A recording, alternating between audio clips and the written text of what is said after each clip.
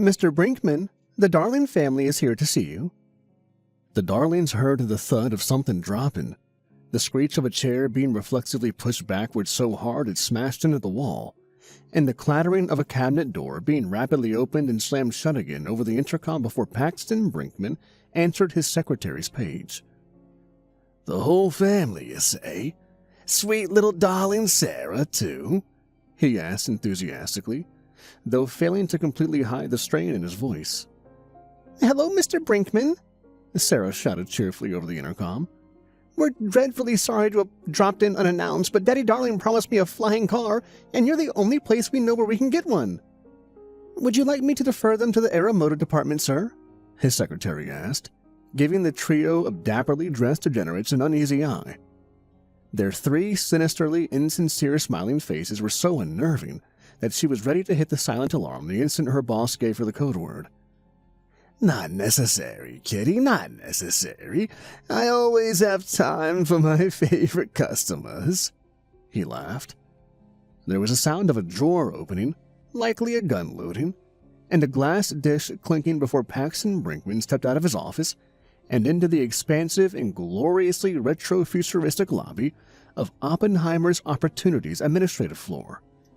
"Mr. Brinkman!" Sarah squealed as she ran up and tightly wrapped her arms around him like he was a beloved relative.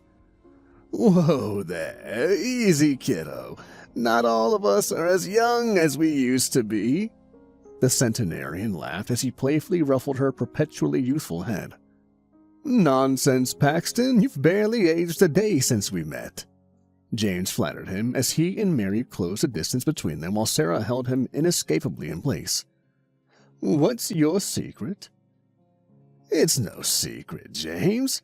I'm a religious user of Oppenheimer's Opportunities' very own formulation of Radithor. Its radioactive frequency, carefully calibrated for maximum hormesis," Paxton said, as he proudly pulled out the small, cobalt blue glass vial.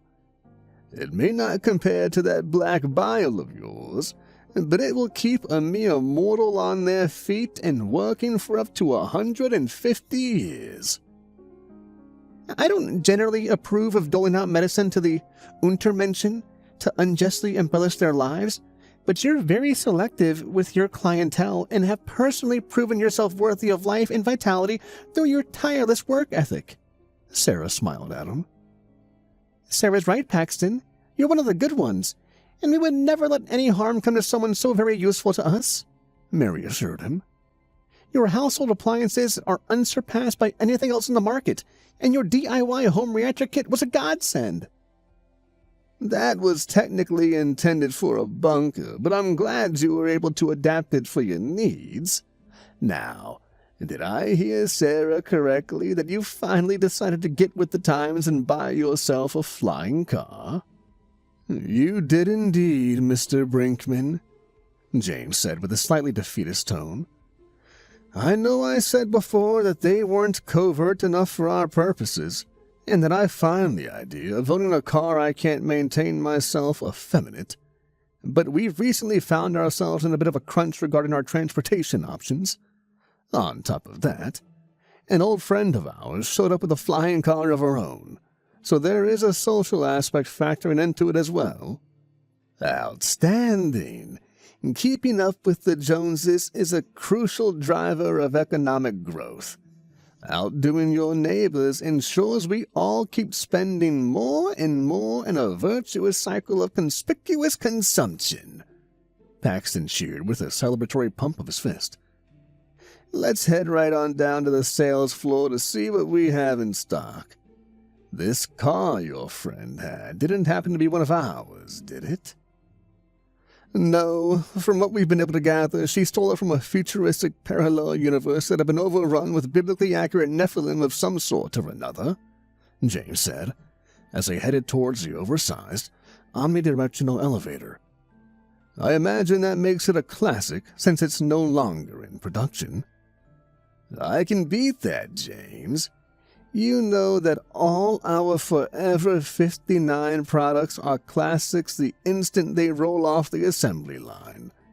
You won't be able to find a brand new classic anywhere else," Paxton boasted, effortlessly selecting the button for the Aeromotive sales floor out of the myriad of bizarrely labeled buttons on the control panel. "It levitated using flux pinning, so it couldn't fall out of the sky even if the power failed," Sarah continued. "Not that it would ever with a cold fusion palladium deuterium reactor." "Young lady, cold fusion is for crackpots, commies, and an alien shadow government that I have to pay dues to, but am otherwise forbidden from officially acknowledging," Paxton replied sharply. "No, Sarah.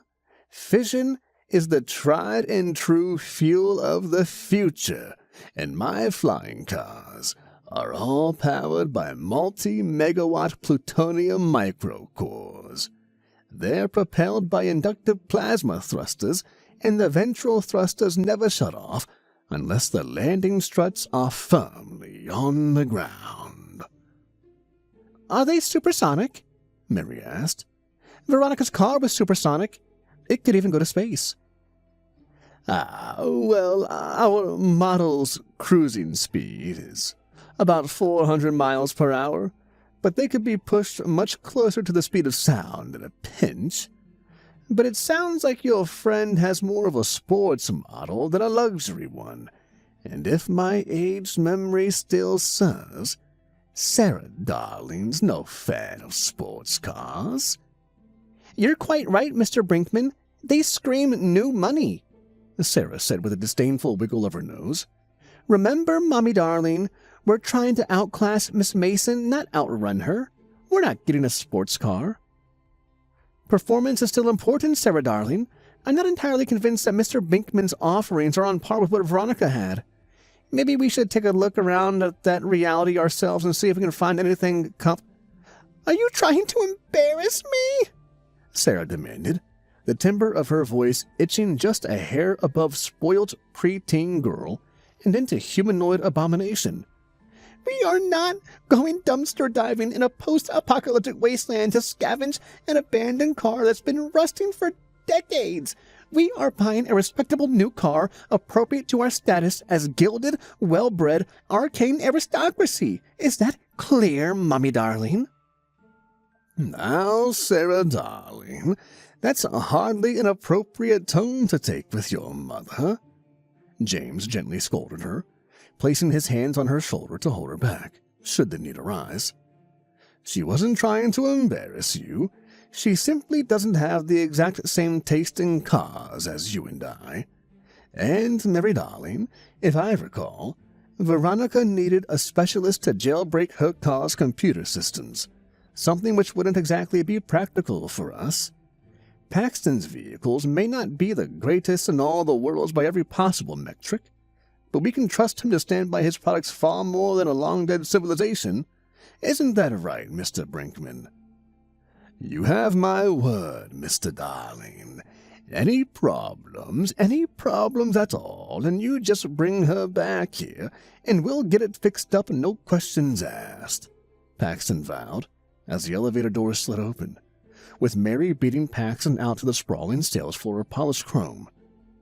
"And here we are, all our latest Forever 59 models, ready to fly right off the lot." Sarah's mood instantly shifted back to one of childlike delight as she eagerly strolled in between the cars, her gaze shifting rapidly from one to the next as she tried to decide which was her favorite. "If the missus is dead set on something sporty, the Roadsters here will be your best bet, but you'll no doubt be wanting a floating land yacht as your family vehicle," Paxton said, as he led James and Mary down the path their daughter had laid out for them. "There's the Hindenburg, the Sky Tenic, the Icarus Ascendant, all names fully intended to tempt the gods with our hubris. The best way to succeed is to completely ignore the possibility of failure. That's what I always say." "This one, Daddy," Sarah said, as she raced up to a deep burgundy-colored car with smooth, polished curves and long, sweeping fins. It had a miniature version of the Statue of Liberty for a hood ornament, and right behind that, was a row of 4 glowing plutonium microcores sticking up out of the hood. "It's beautiful!" "You've got impeccable taste there, little Sarah. That there is the new Manhattan Grand Tourer, our very finest. The body's made of our most impact-resilient titanium alloy.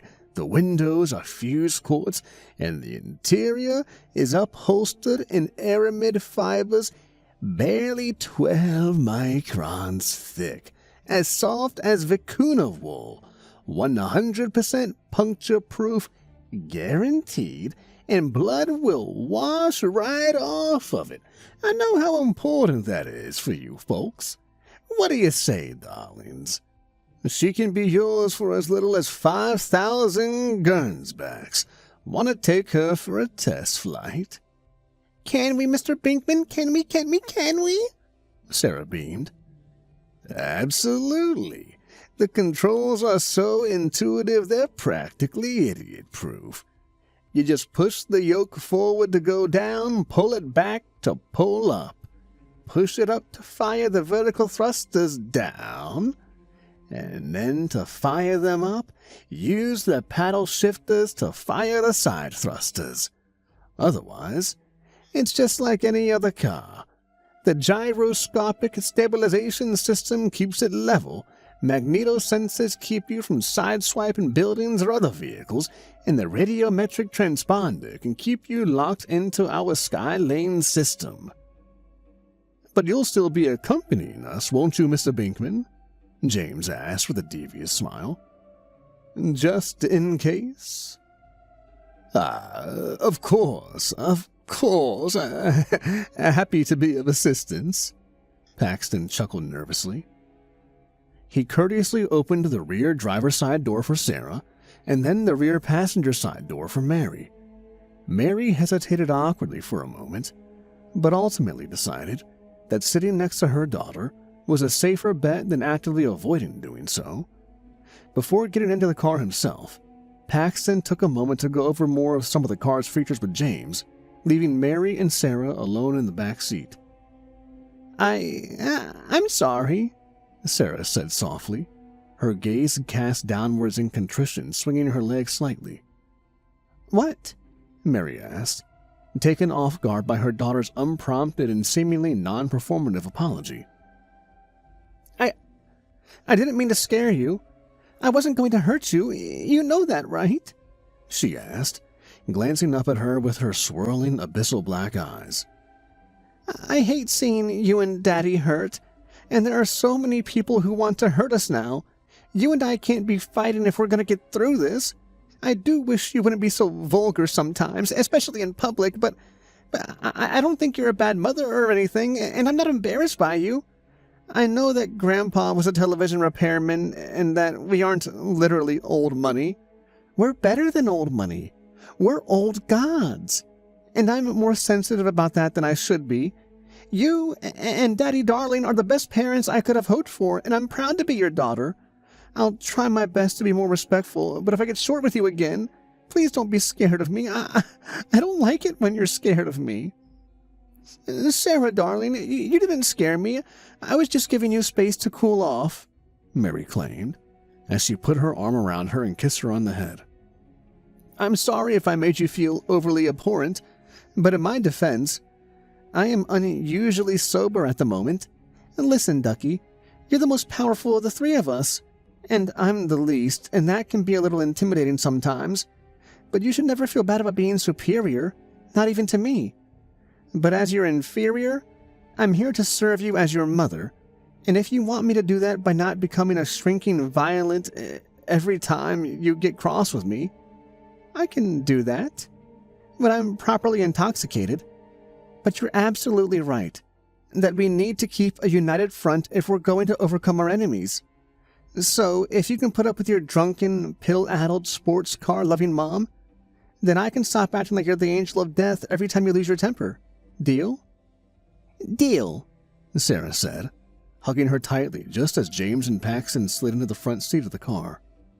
"That's what I like to see, my two favorite girls getting along." James smiled at them before turning to study the dashboard in front of him.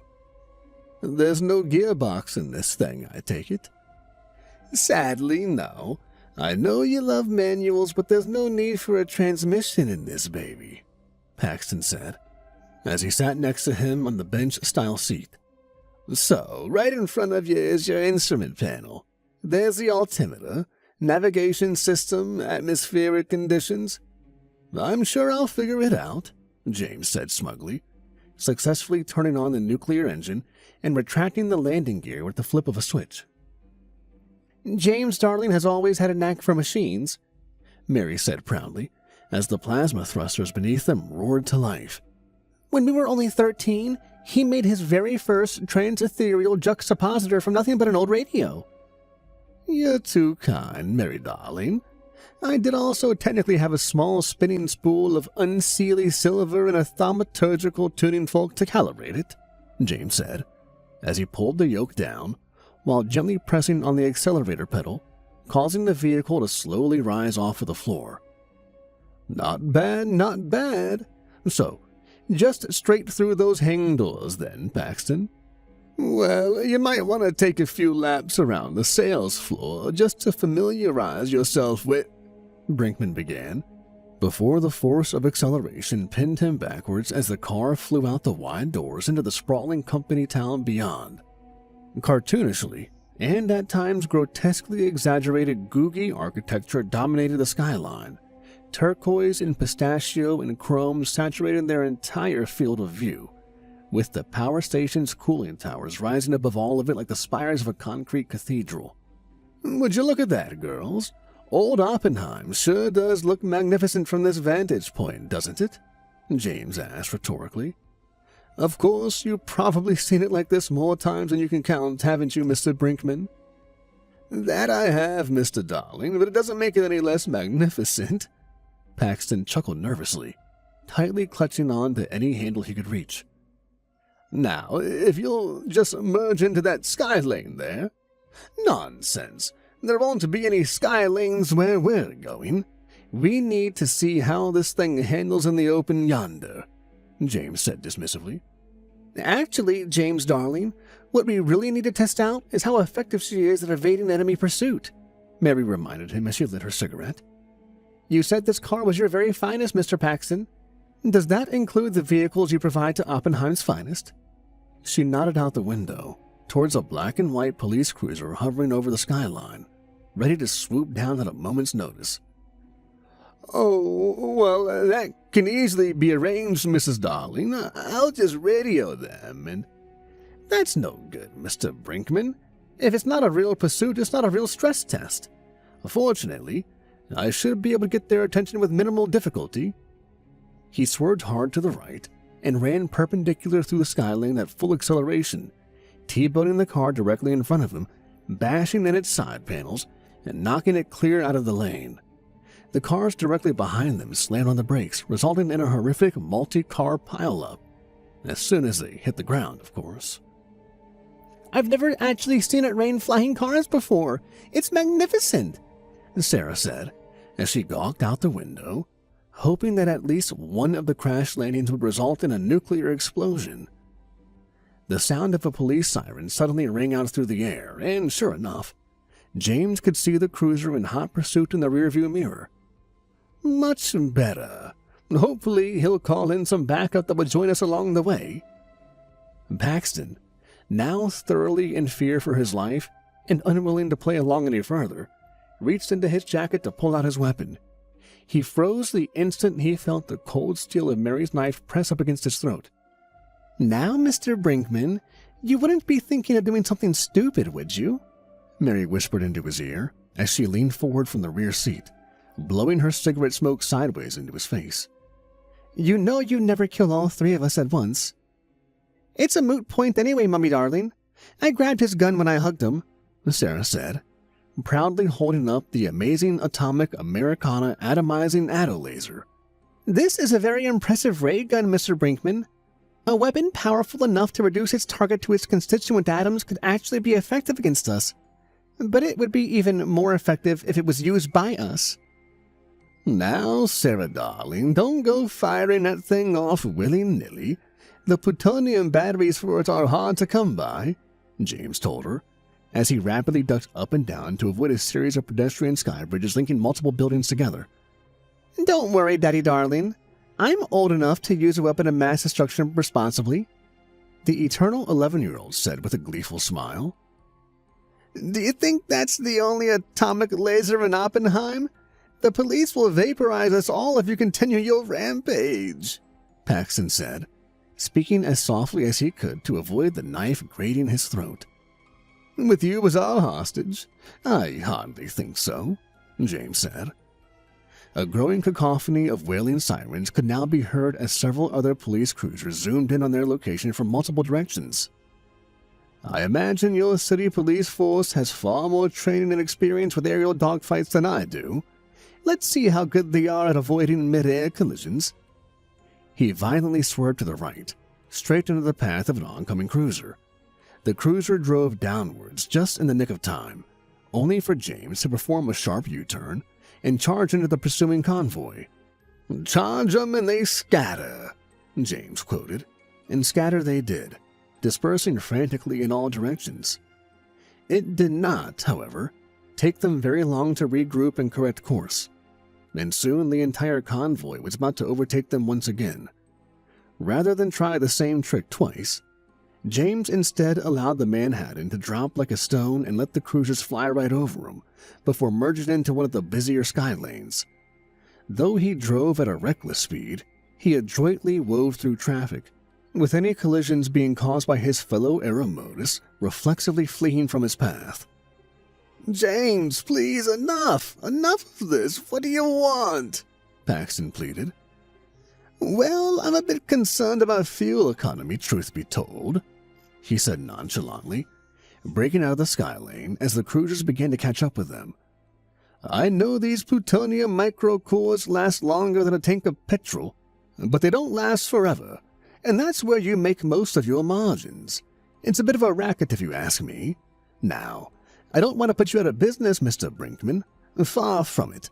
But I can't stand idly by as you so brazenly swindle us. I'm going to have to insist you throw in an extra pallet or two of those microcores to keep us flying."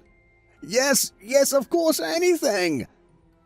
"Now, Daddy darling, it would hardly be fair of me to let you get away with penny pinching after I so rudely lost my temper with Mommy darling for exactly the same thing," Sarah said with a sweet smile. "But this is about principles, Sarah darling. He wants to sell us the car at a loss so that he can count on us coming back for service. It's how these dealerships make most of their money," James told her, diving beneath a giant billboard for a nuclear-powered vacuum cleaner, a dive that the two cruisers behind him failed to match and ended up crashing into the billboard, sending shrapnel flying everywhere. "Nevertheless, austerity is unbecoming of our station.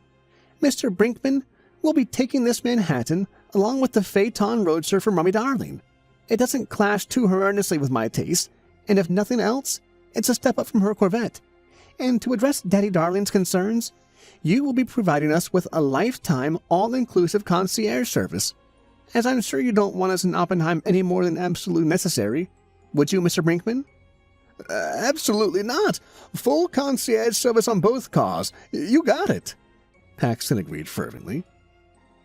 James was pulling up now, above the skyscrapers, and toward the atomic zeppelin that hung over the city. "And you'll toss in a pack of the plutonium batteries for this ray gun into the glove compartment each time you send a car back to us?" Sarah requested. Can do, missy. Can't have a ray gun without batteries, can ya?" he asked rhetorically. The zeppelin had started firing its own atto-lasers now, as it seemed that James was aiming straight for the ballonet. Not only did they miss, but James had skillfully positioned the vehicle so that the instant he swerved aside, the laser obliterated the police cruisers behind them. "And you'll have a word with the constables to resolve this little misunderstanding to make sure that they don't cause us any trouble after we leave?" Sarah asked, looking over her shoulder at the carnage with a gleefully sadistic grin. "Yes, I'll let them all know that it was just a test drive, no wrongdoing on your part at all, and anything else." "Do you have any candy? I do so love it when grown-ups give me candy," Sarah said sweetly. Paxton nodded, digging into his pocket and then reaching back to drop the hard white spheres into her hand. "Scotch mints?" she asked, glaring at them in disdain. "It's all I had in my office, I swear. Just tell me what your favorite candies are, and I'll load the roadster up with them myself." "You're missing the point, Mr. Brinkman," Sarah said, dropping the mints to the floor and lowering the window. "The point is, you're willing to put in the effort to show you care about my happiness, not scrape together whatever happens to be at hand in a desperate bid to appease me." She leaned outwards, aiming the attolaser directly at the massive airship dead ahead of them. "No, Sarah, please, not the Zeppelin!" Paxton pleaded, but his plea fell on deaf ears. With one pull of the trigger, it was over. The Zeppelin's ballonet was engulfed in flames, forcing Paxton to watch in horror as it slowly crashed downward into the city's nuclear power plant. "Oh, the humanity!" James laughed as Mary cackled along with him.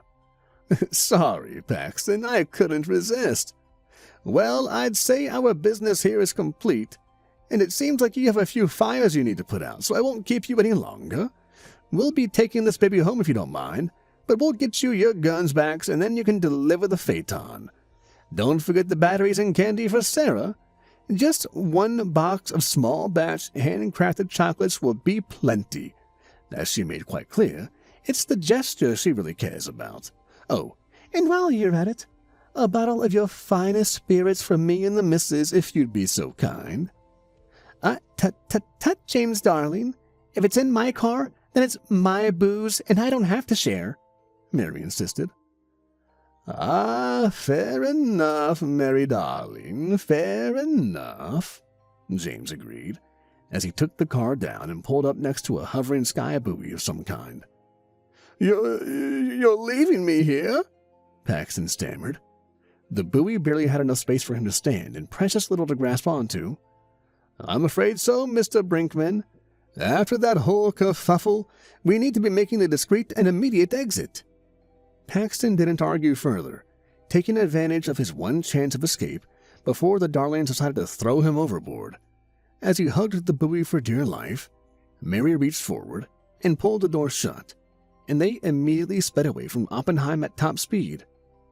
"Well, girls, I'd say that went just as well about any of us could have hoped for," James grinned, as Oppenheim's primary nuclear reactor exploded in the rearview mirror, with Mary and Sarah immediately turning around to watch the calamity with delight. "You don't think we overdid it, do you, James darling?" "Of course not, Mary darling. And Paxton himself has said that the occasional reactor meltdown is a small price to pay for progress, and we certainly made progress today," James assured her. "We certainly have, Daddy darling. A flying car and an atomic disintegrator are no small additions to our arsenal," Sarah sang proudly. "Maybe we should take a little detour to that reality where Miss Mason got her car so that we can practice delivering atomic hellfire on abandoned cities and wasteland meetings with impunity like the gods we are." "Now that, Sarah darling, sounds like a perfect way to end a perfect day," James agreed, plugging his pocket-sized juxtapositor into the cigarette lighter and setting a course. Hey everybody, Kevin here from Nightmares Nightly. I hope you enjoyed that. That is another entry into the Darling Twins universe. There's like a 7-hour playlist on the channel right now with almost all of the stories and then a few more after that. I'm waiting until, I've got more stories, like maybe 9 or 10 hours worth to upload another new compilation. And please go check out The Vesper's Bell. I will leave her links in the description down below, and her books that she has out also as well to purchase. Please go over, go on her Reddit, check her Amazon, all that stuff. Please show The Vesper's Bell some love, because the Darling Twins just so happen to be a favorite on the channel of me and most of you as well. They are the perfect mix of comedy and horror, and I cannot get enough of James, Mary, and Sarah Darling.